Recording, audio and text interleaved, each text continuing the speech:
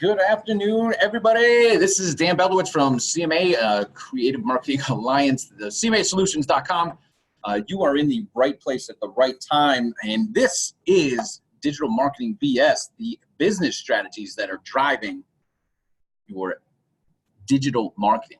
What's happening, everybody? Kelsey is on the line, not Speedy. Welcome to the show. Hey, we are talking about digital marketing BS today as we let some more people hop on here. We're going to be going through the digital marketing business strategies that work today, tomorrow, and the next day, looking at the 2020 vision for what you're doing in digital marketing, where you're going, how you're going to get there, and where you're going to get your next customers from. I'm Dan Beldowicz with CMA. This is the Digital Marketing BS webinar. This is the business strategies, not everything else that you might be thinking about. But as we're just letting everybody hop on here, I just want to make sure that everyone can hear me. If you can, just hit in the chat that you can hear me loud and clear. I want to make sure that everything is working. This is the webinar for Digital Marketing BS. Welcome, everybody. Kelsey, Courtney, Speedy, what's happening? Yes. Awesome. Thanks, Courtney. Yeah. What's happening? Through the door. It's going to be loud. We're doing more of these webinars from in here. All right, here we go. So what's happening, everybody? I'm Dan Beldowicz, Director of Business Development here at CMA. Today, we're going through the digital marketing BS. That is the business strategies that are going to work for you, your company, and where you're going. And what I really want to get out of this webinar is what we're looking for is what are you going to be doing in 2020? What's going to be different? Where are you going to go? Where are you going to set the bar for what you're doing next year?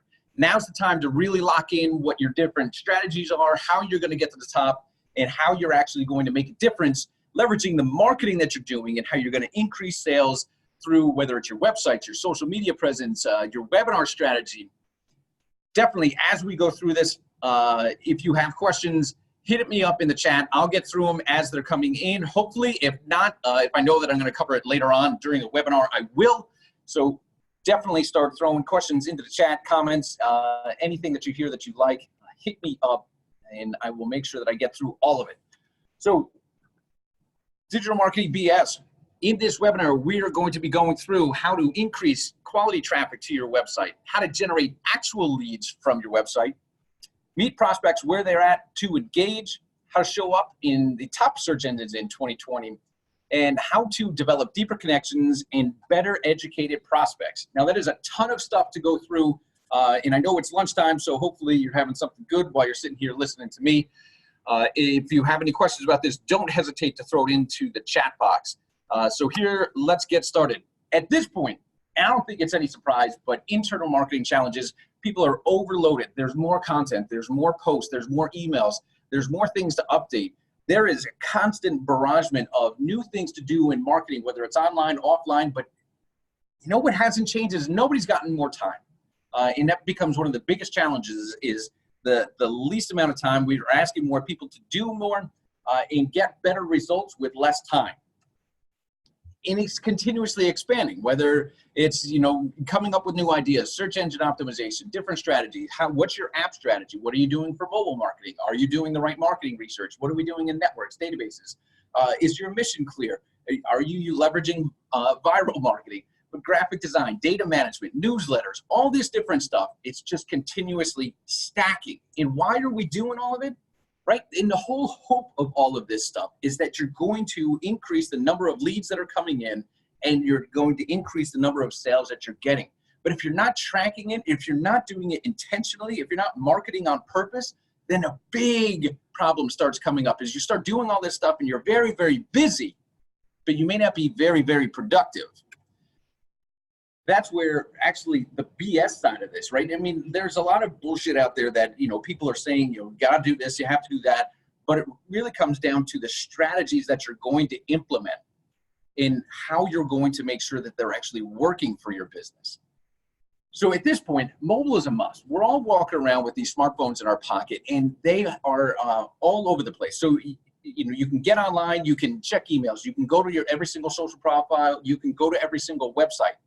what's ending up happening is 61% of users are unlikely to return to a mobile site after a negative experience. So if you're not going through and checking out what are your users experiencing online when they interact with your brand, when they go to your website, you have no clue whether they're leaving because they had a bad experience and they're never going to come back. And it's very, very easy for people at this point to just hit the back button and go to your competitors. 53% of smartphone users feel more favorable towards a company whose mobile sites and apps provide instructional video content, meaning it's very easy and it's a much more passive form of actually consuming content.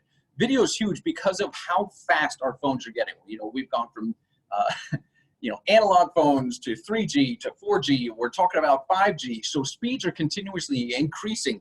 Better compression rates on video is continuously improving so that it becomes easier for people to consume video on the go. And if you're not having those different pieces on your website where people can consume your content via video, then you're starting to miss out. And 2/3 of emails are read either on smartphones or tablets. It's way too easy for people to be constantly checking their email. And now I know it's a very big distraction for a lot of people, but unfortunately, that is where business is being done. Email's not dead. It's not going anywhere. It's still the top communication tool for B2B and B2C. So staying in front of your prospects and being able to get their attention, email is still one of the top ways. Challenges that they're doing it on their mobile phone, which means you've got to change the way you write your subject lines, change the body copy, and change what's actually happening in the email just so that you can stay current and actually keep converting more customers. So a quick thing that you can do, just because all of this is about mobile. So while you're talking about, looking at your mobile website and how you interact with it, go to Google and simply type in mobile friendly test. And it'll bring you to a page that looks like this. And you can see here that right here, we can type in our own page and type in your URL and you'll see how it comes up. And so I've done that. Let's see if we can erase that and move on. I'm trying out some new stuff here. Page down, clear.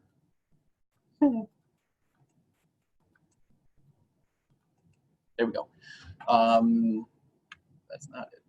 So once you actually go to it, it'll pull up your website and it'll tell you if your site is mobile friendly or not. So run the test on it. It's a quick and easy thing that you can do just to see how your visitors are actually interacting with your website. Typically, I have a slide after this that actually goes into what it actually looks like. Next time, I'll show that to you. But go there after this and you can actually run the test or do it now while we're actually going through the presentation. Next piece is content marketing. So there we go.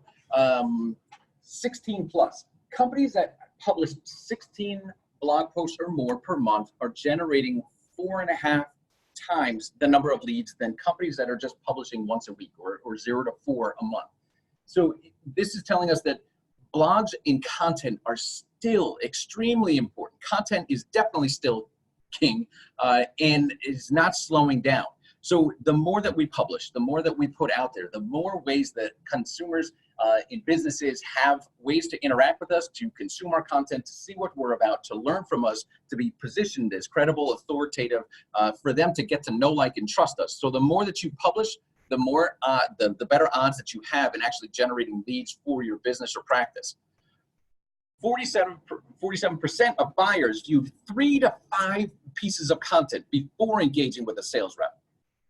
People are doing their research online, and this is just one of those things that you need to continuously do. And that is why companies that publish so much more content have so much better of a chance. If you don't even have 3 to 5 pieces of content, then it's that much more difficult. And that's part of sales. And marketing and sales is blurring because people are doing so much research that they're coming to you when they're at the point beyond consideration. They've already considered it. They're already aware. They're already considered it. Now they're at the conversion point. Is how do you get that past that, right? Sales is really about overcoming objections and answering questions. And that's all you need to do in terms of sales. Everything prior to that is marketing, and that's where content plays huge. And especially in B2B, 96% of B2B buyers want content with more input from industry thought leaders, which means if you are an expert in your industry, and most of you should be an expert in something, you need to be out there getting interviewed in articles, getting interviewed on blogs, getting interviewed on podcasts, interviewing on YouTube, on webinars. Again, publishing more content is leading to more buyers and leading to more leads. In being able to leverage industry experts doesn't mean you have to be the expert, but if you are, it's an even better way to actually get out, get in front of like-minded audiences and expand your reach. So business strategies for content marketing, self-assessment. Here we go. Each section is going to have a little bit of a self-assessment here. This one on content marketing really starts kind of diving into what are you doing. And this is a great way for you to really start looking at your 2020 plans and what's actually going to happen. So understanding who is your target audience. Who are they? Have you written it out? Have you defined it? Do you know their demographics, their psychographics? Where do they get their information from? Because that's where you need to be placing content. What are their biggest challenges? And that's one of the easiest things that you can do is create content that is what they're already looking for. What's their preferred method of education, whether it's a blog, a training, a book, a webinar? Understanding how they consume information is going to help you determine which is the best way to create new content so that you can get in front of them. How well does your company personality come out? Now, one of the biggest things is so many times I see that people, hop on a video or on a webinar and they're reading and they just kind of go through this and it doesn't come off well. Marketing and sales is about a transfer of energy. It's energy around your product or service. So how well, does your corporate personality match in with what the content is saying? Because ultimately they're purchasing the brand name of your company, but they're interacting with the people in your organization. So how well are those two marrying up? Are you creating an editorial content, right? A calendar of blog topics, videos, podcasts, guides that you'll curate throughout the year. This way it gives you a map of what you're actually doing. Don't just say, oh yeah, we're going to do blogs next year and not have a plan on what are people searching for? How well would that show up in search engines? How does that fit into our sales cycle? Where does it fit into the buyer's journey? All these different things need to be thought through. And if it's a challenge, get somebody to help you with that. So what content have you created in the past that you can repurpose? You don't have to constantly come up with new content all the time. You need to be able to understand what content has worked well in the past for you through analytics and in really what people respond to, what people are engaging on, what people are commenting on, liking, and sharing on social, so that you can repurpose it and update it. Maybe it's the top 5 things to do in 2024 blank, whatever your business is. How do you make your content scannable? And that's one of the biggest things is a lot of times I'll see that companies will actually just post their blogs and it's just the same size font. There's nothing called out and people just don't read like that online. People skip, scan, and scroll. So especially if they're on their phone, that they're just flicking their thumbs up, scrolling down to the bottom of the page. If you aren't having titles that draw people into a subtitle, that draw people into the body copy and then have called out quotes or interesting items or stats, something to stop somebody from flicking their thumb so that they actually stop and read. That's the whole point of leveraging fonts and colors, is that it becomes scannable. They can scroll down the story and get a gist of what's going on in the story just by reading the headlines and subheadlines without reading the full thing. The whole goal of those headlines and subheadlines from a persuasion aspect is to draw people into the content. That's where they're going to get the meat of the story. And that's where people are really going to sink in. But without having it laid out correctly, you're just leaving it to chance that somebody's actually going to read the entire thing. Make sure you're pointing things out, calling it out, and drawing people into your content. Email marketing.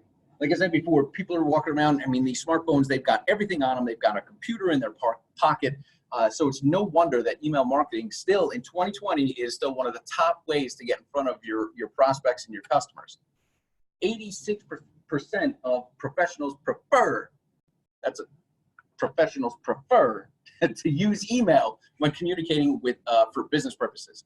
I know everybody here at CMA, it's definitely email. While yes, we have Slack and GChat and all these other different chat functionality, email still a preferred way to go. 11 a.m. consistently has been the best time to email. This is not to say that that is the only time that you should be sending out your emails. It depends on what you're trying to do, and it really has to do with who you are in your company as well as your prospects and customers. You got to figure out what works best for you. This is a test and measure situation. There's no one standard answer for this. 11 a.m. has had the highest click-through rate for email sends across the board on average. And that's the thing. It's always on average. So if you're not testing and measuring this stuff, you're definitely going to be missing out. I've found in certain businesses sending at 6 p.m. has been the best because it's more of a consumer-based audience. People are sitting down after dinner and they're starting to flip through their emails again after work. Other people, it's been, hey, send at 5 a.m. because those are the early birds. They're getting into the office early. They're checking their email first thing and starting to line things up. I've seen other ones where it's also 1 p.m., where it's right after lunch. They get back from lunch. They go through their emails, and then they can finish out their day. So it's a test and measure. It also segmented. 58% segmented emails and targeted emails generate 58% of all revenue. Segmentation is simply being able to categorize your subscribers in a different way such that they actually align around commonalities, right? So whether it's the type of product they bought, the type of service they bought, or simply what they're interested in.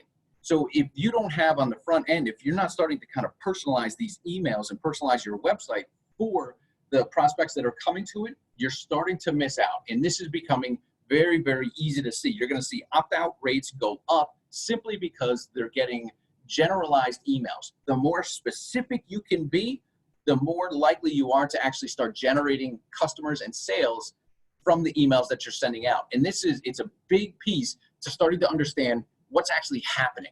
You know, who's opening it, when they're opening it, what are they clicking on, and being able to start tracking all the way through the entire sales process. So understanding, you know, where they're coming from, what time they're coming from, what are the best times to send, what are the best calls to action in the email, and how do you get them to a place that you can control, driving them back to your website, not just giving them everything in the email, but really control it. So business strategies for email marketing.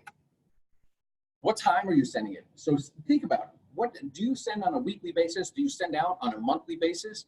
Where does that start happening? And if you test it out different times of when you're sending your emails and understanding when you're getting the best open rates.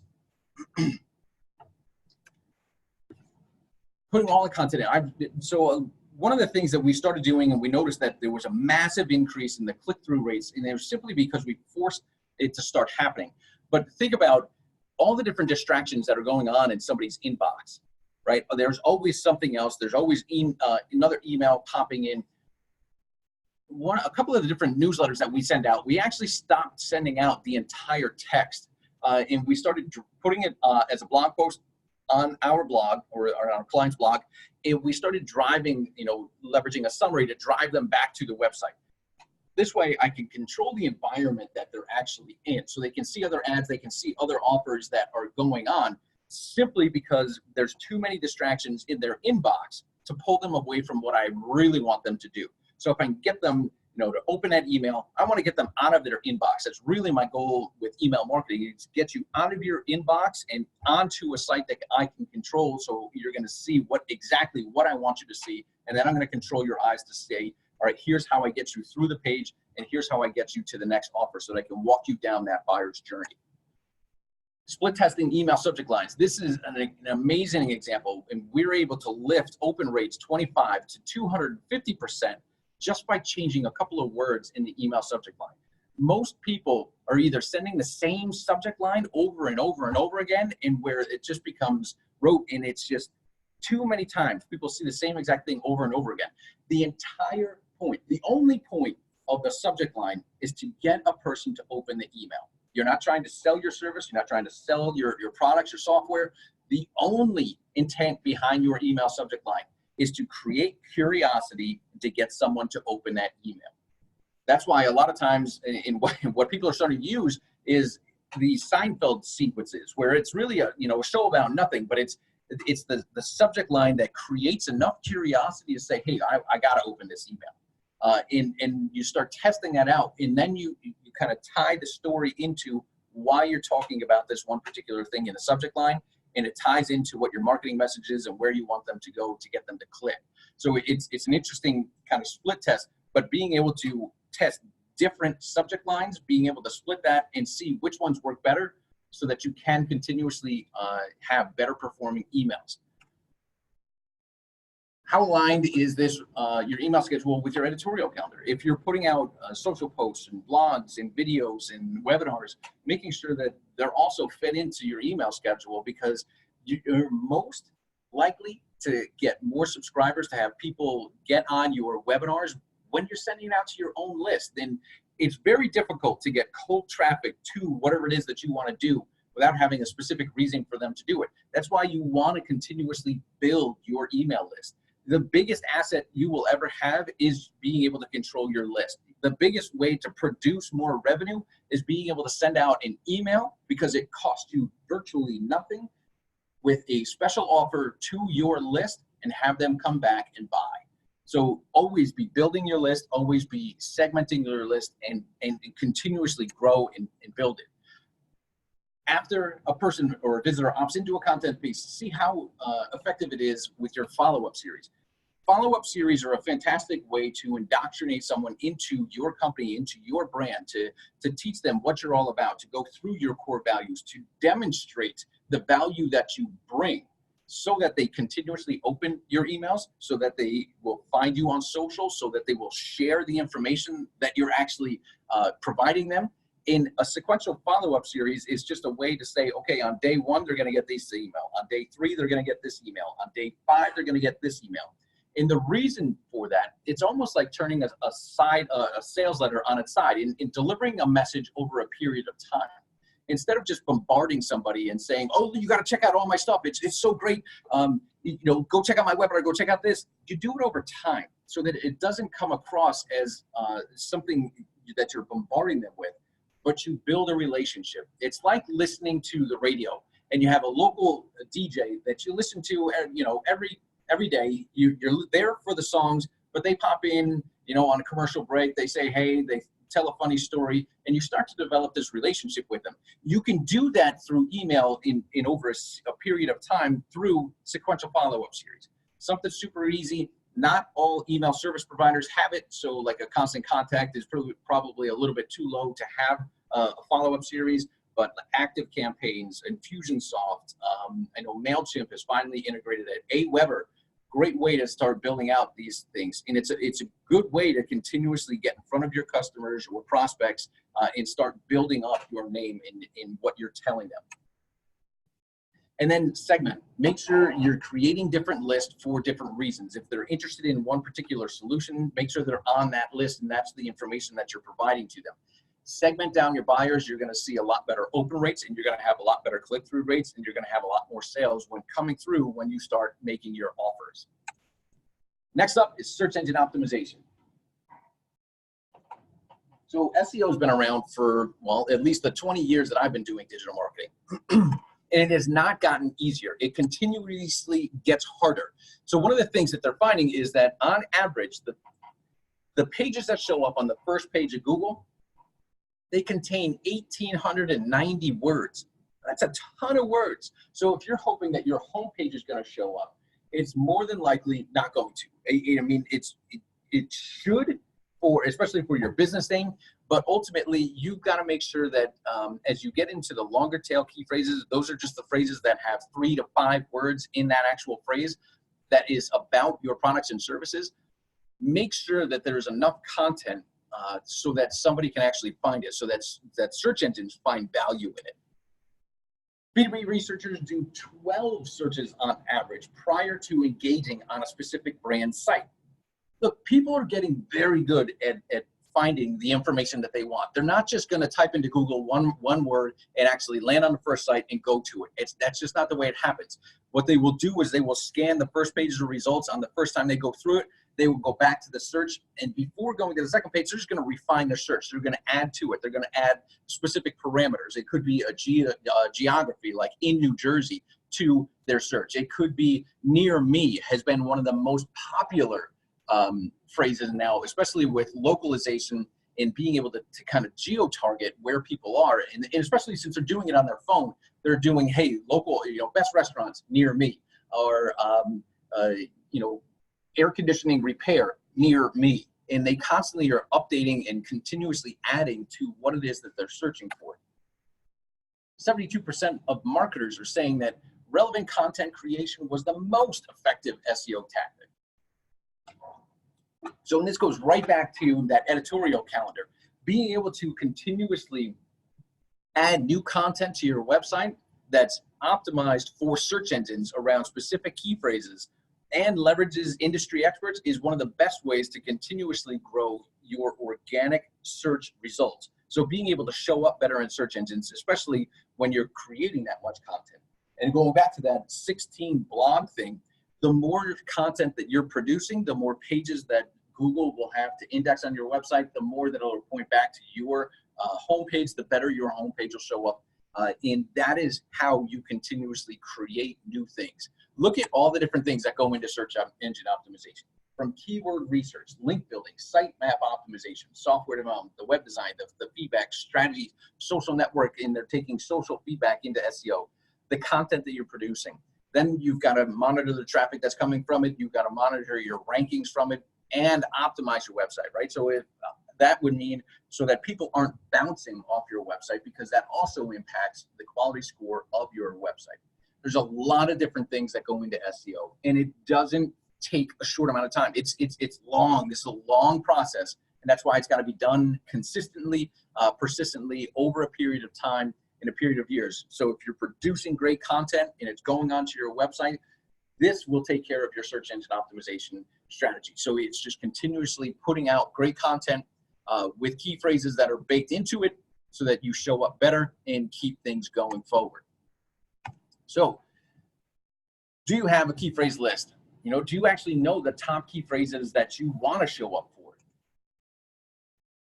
Do you know where your website shows up? How do you actually check your rankings? Because a lot of times actually going into Google, and here's the trouble, is you actually have to open up a new incognito window, simply because Google always takes into account your past search history.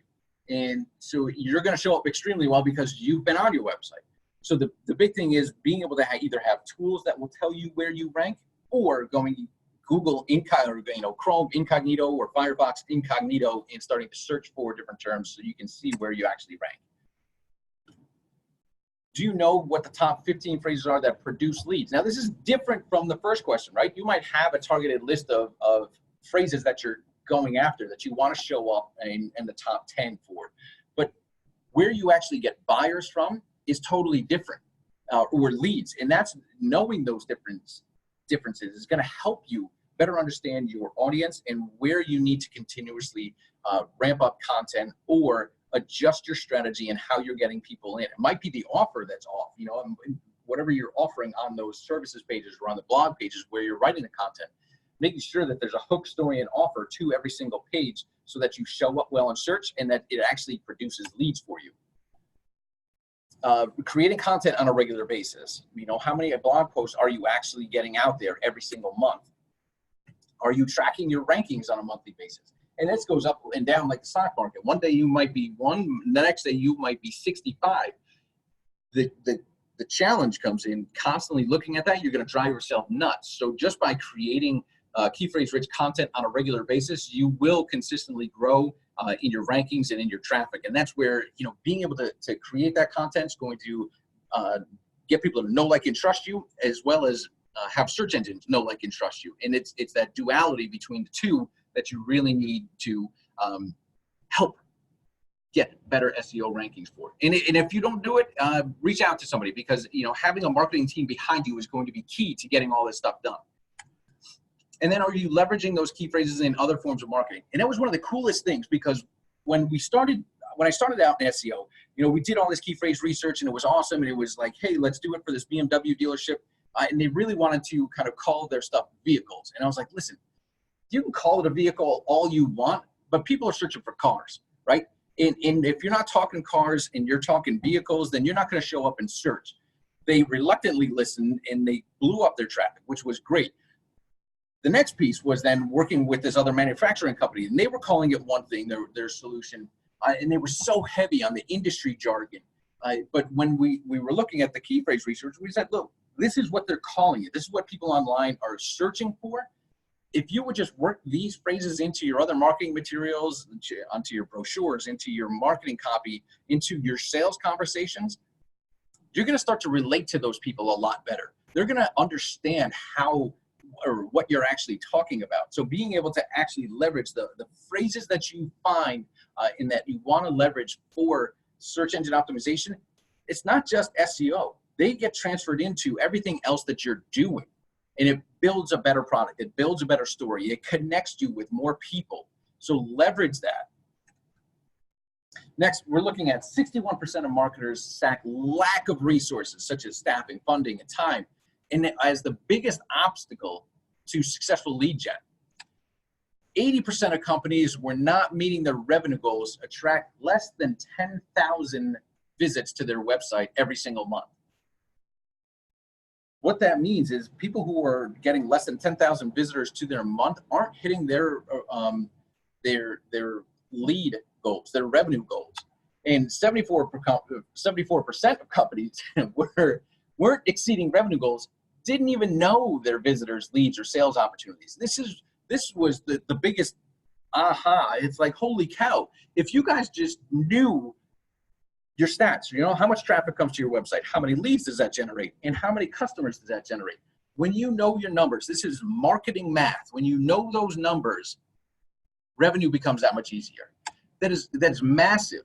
74%, 3/4 of companies didn't know this stuff. So if you're in that group, don't worry about it. Most other people don't either. But it's the ones that are killing it, the ones that are actually marketing on purpose, that are generating leads in growing sales. They just know their numbers. And it's something simple, and everybody gets scared off by it. It could be just a simple Excel sheet of saying, all right, here's how much traffic came, here's the number of leads that came in this month, here are the number of customers that were generated this month. And I get it. Some people have longer sales cycles than others. You know, we're in the same boat. You know, certain sales cycles for us could be 18 months. We just closed with this other nurses association for social media marketing. It took 18 months. It took them a long time to get their board on board and really invest in social media marketing that they wanted to do.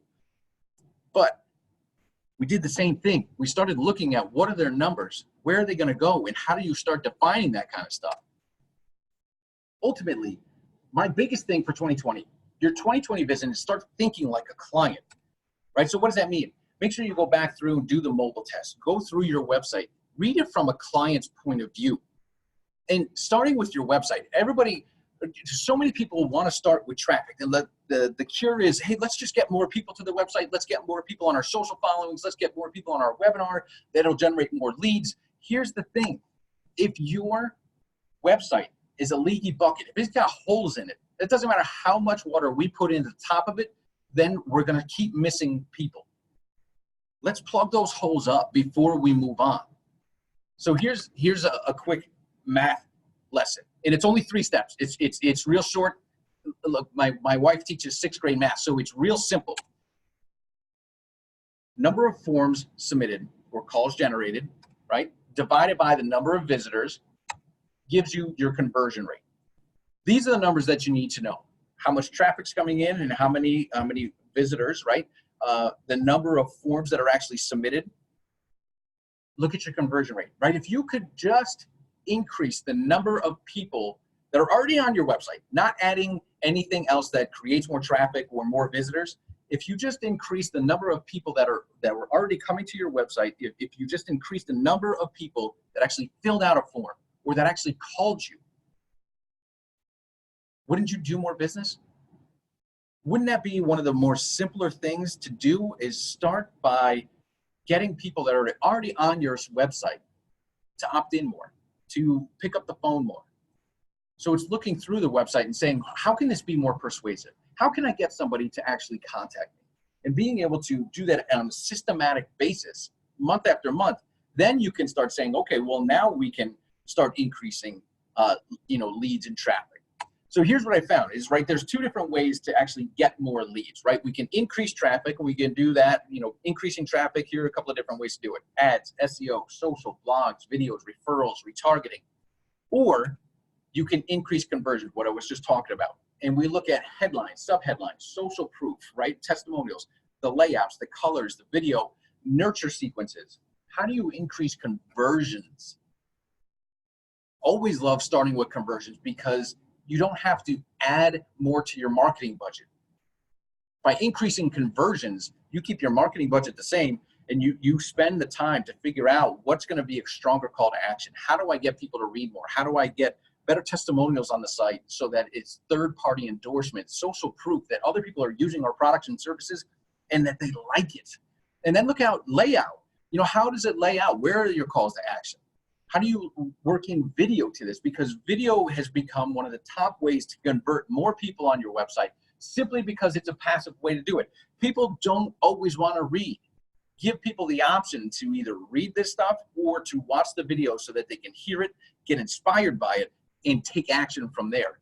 And then also look at the nurture sequence. How do you actually create an email follow-up sequence so that it's helping the prospect better understand your products and services and actually builds a relationship and gives them multiple calls to action to take you up on an offer before we start increasing traffic?